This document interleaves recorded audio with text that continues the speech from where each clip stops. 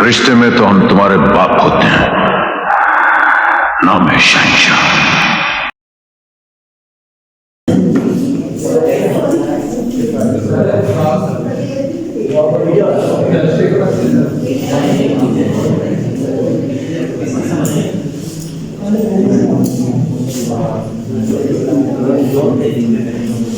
अच्छा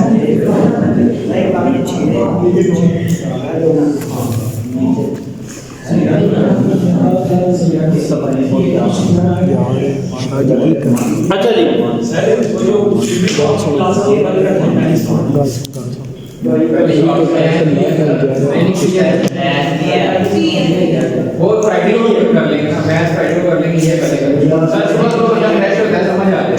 और यार फिक्स है ना। अच्छा ठीक है, सीआर के साथ रब्ता करूंगा, ठीक है जी। सीआर को मुझे बता जी। डिजाइन, जब हम कॉम्बिनेशनल की बात करते हैं तो पहले कॉम्बिनेशनल सर्किट की डेफिनेशन क्या थी कि इसमें मेमोरी एलिमेंट नहीं होता, ठीक है, और एक ही पाथ होता है फीड फॉरवर्ड। वो क्या हो गया भाई? ठीक, शेर साहब नो मेमोरी एलिमेंट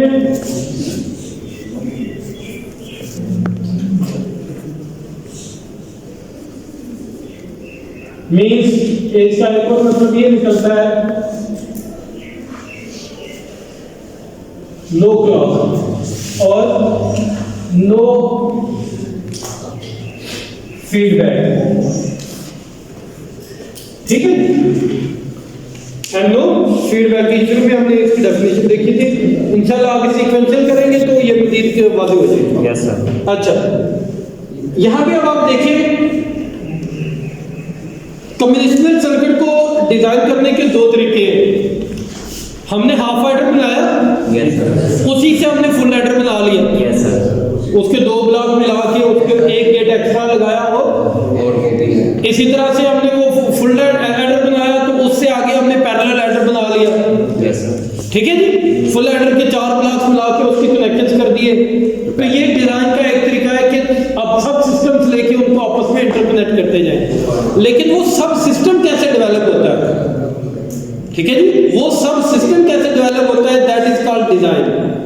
वो सब सिस्टम भी तो कॉम्बिनेशनल सर्किट था ना, हाफ एडर जो है या हाफ सबट्रैक्टर भी तो एक कॉम्बिनेशनल सर्किट है। Yes sir. इसी तरह से जो फुल एडर है वो भी कॉम्बिनेशनल सर्किट है जिससे हमने पैरेलल एडर बनाया। तो कॉम्बिनेशनल सर्किट को डिजाइन बना करने के लिए हमारे पास एक प्रोसीजरल डिजाइन है।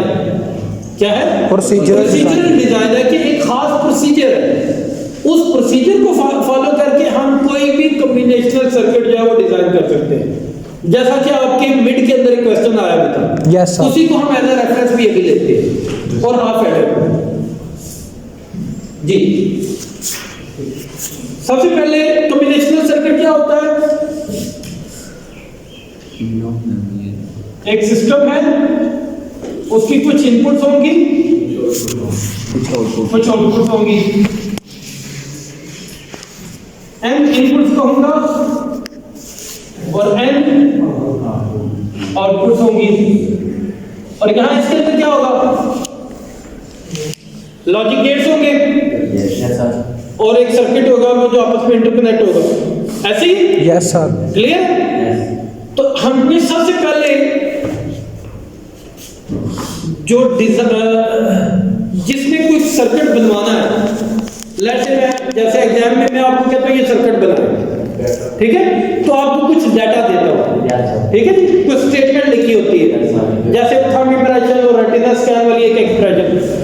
उससे सबसे पहले हमने एक बॉक्स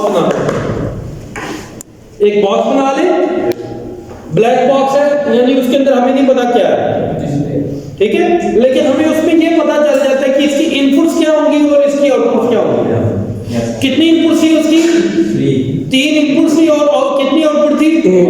1। हाफ एडर की कितनी इनपुट्स होंगी? 2 और आउटपुट कितनी होगी? 2। फुल एडर की इनपुट्स कितनी होगी? 3। आउटपुट कितनी होगी? 2।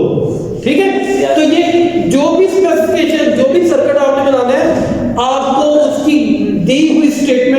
आपको ये पता चल जाएगा कितनी इनपुट्स है और कितनी आउटपुट्स है। फर्स्ट स्टेप क्या है,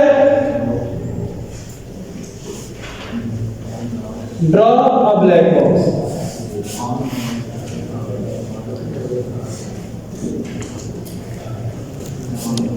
with required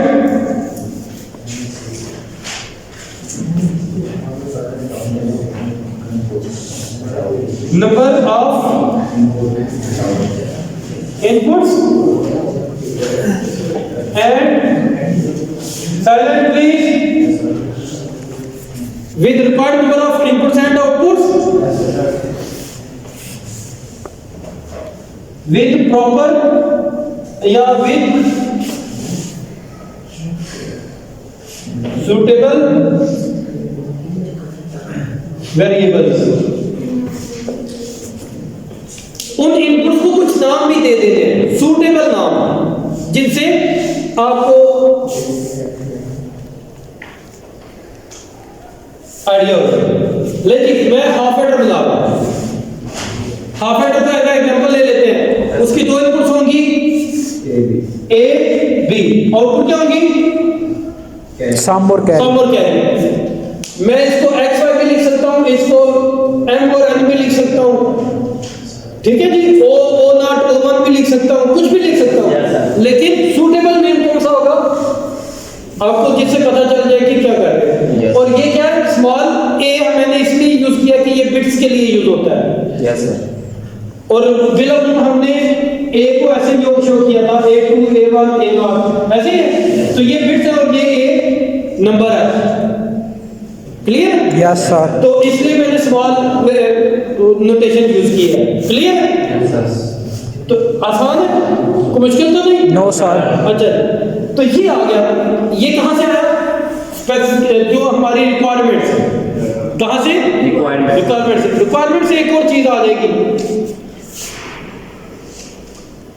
draw backs the truth table from given statement of requirement की जो स्टेटमेंट दी हुई है उसी से आपको ये भी पता चल जाएगा ट्रुथ टेबल कि आउटपुट क्या आएगा, ठीक है जी। Yes, sir. ट्रुथ टेबल बनाना है, हमें पता है जी दो ट्रुथ टेबल क्या होता है, एक तरफ इनपुट्स होती है और एक तरफ आउटपुट्स। होती है, ठीक है जी। और आपको पता है दो वेरिएबल है, तो इनपुट दो वेरिएबल है, चार कॉम्बिनेशन बनेंगे। सम क्या आएगा जी, 0 1 1 0, कैरी क्या आएगा 0 0 0 1। अगर आपको कहा गया डिजाइन हाफ एडर तो ये चीजें आपके सामने हैं।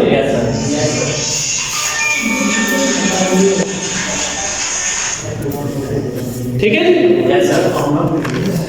क्लियर? अब वेरी इंपॉर्टेंट पॉइंट, ये स्टार में लगा, very important point, derive logic functions,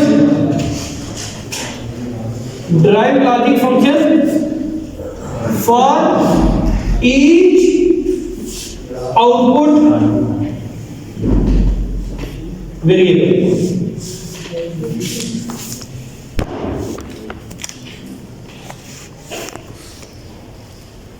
जी, हर आउटपुट वेरिएबल के लिए फंक्शन डिराइव करेंगे। ये हमने लास्ट क्लास में गालबन ट्रुथ टेबल से फंक्शन कैसे डिराइव करते हैं हमने किया था। Yes sir. ठीक है, तो कितने फंक्शन आएंगे यहाँ पे? 2। कितने फंक्शन आएंगे हमारे पास? 2 फंक्शन आएंगे। कौन सा था? एक सम का, एक कैरी का।